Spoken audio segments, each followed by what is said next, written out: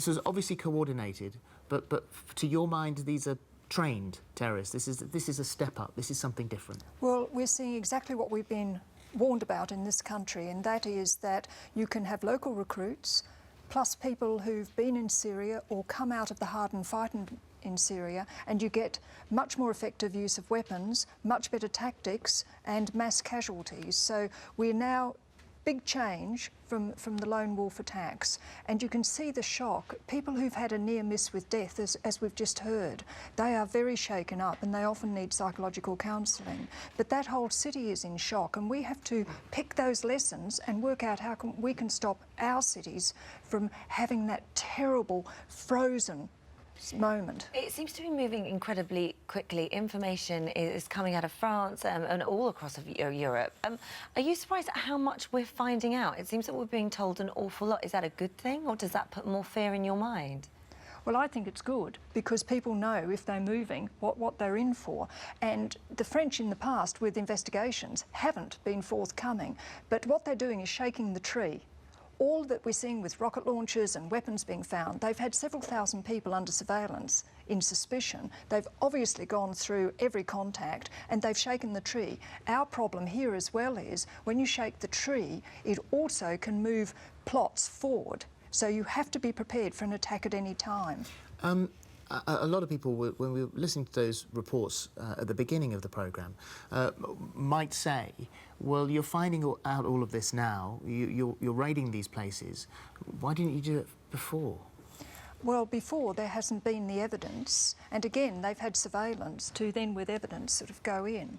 But what we have now is a population that's frightened they're going to be attacked. So what the French authorities hopefully will do, and our authorities will do, is give the public an idea of how to survive very quickly if they're faced with these unusual sounds and sights that could be a terrorist attack. What are the implications here?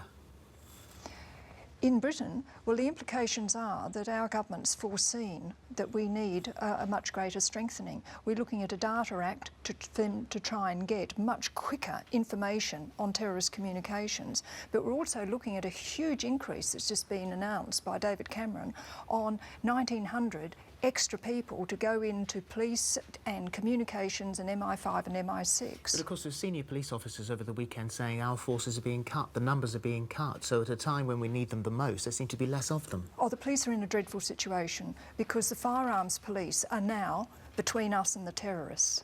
And I think we need to go a bit further than that because the police have been depleted. They need a big pool to pick, train firearms officers. They've lost that pool and their numbers have only got 7,000. Simon, this is all very frightening, particularly frightening if you've got a trip planned, business, work pleasure, whatever it is, to go to Paris, to travel anywhere. I think people are scared of travelling anywhere at the moment. I think there is a lot of anxiety out there. In fact, a friend of mine is off to Boston today and I just got a text last night saying I'm really scared about taking a long-haul journey. Now, just looking at the numbers, even in the wake of this appalling atrocity and the lives that it has destroyed and the effects that it will have, travelling remains extremely safe.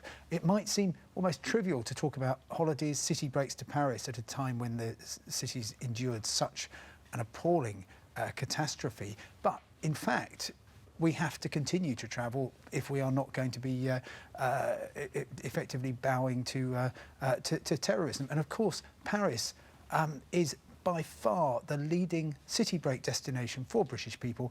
Tens of thousands booked to travel there this very weekend. For them, they have no options really. They are booked to go. The travel companies are now, after a weekend where they said, well, basically, you can do, we'll allow people to come home early or to postpone their trips. Now they're just applying the normal terms and conditions, which means that if you're booked to travel on holiday, you will be expected to go to Paris, and the chances are you will have a wonderful time in a city which defines joie de vivre, although at the moment, of course, it will feel as though you're trespassing upon the grief of the people. And that is a serious consideration as well, isn't it? That a lot of tourists may feel actually that not unwelcome, because we can see there's an enormous solidarity between both countries, but awkward about being there.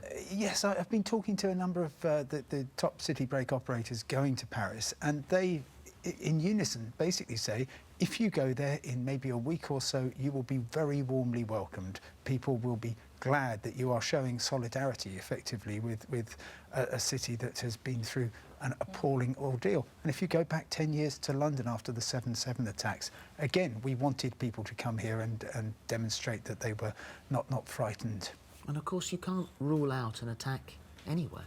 Yes, and I think we can travel and not allow terrorists to cause a great economic impact if we know what to do. Now, what we saw in that concert hall is people actually jumped out the windows and hung on the ledges. They knew, and as we just heard, this very sad and shaken couple, after they'd been crawling out under fire.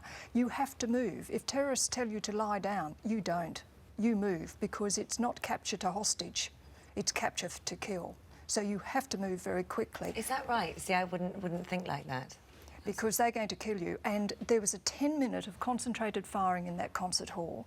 They knew the French, as we've been told, the special forces here will come in immediately. They knew that they would be stopped. So they had a 10-minute burst of firing to get as many bodies on that floor as they could.